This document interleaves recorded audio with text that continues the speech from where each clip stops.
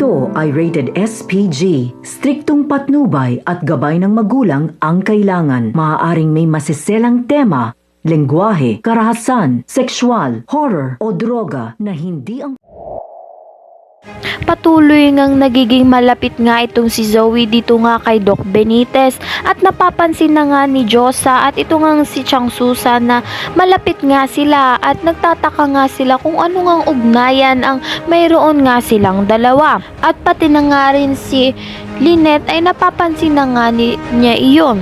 Sa kabilang banda naman nga ito ngang si Giselle ay patuloy pa rin ngang nahihirapang kuhanin nga ang loob nito ni Justin dahil nga sa sama loob nito ni Justin ay hindi pa nga rin niya mapatawad ang kanyang ina. Tinanong nga siya ng kanyang ama kung mapapatawad pa rin nga niya talaga itong si Giselle at ang sagot niya nga ay mapapatawad pa nga rin niya iyon, ngunit malaking panahon pa nga ang binubuno nito dahil nga sa sama ng loob na ginawa nga ng kanyang ina na si Giselle.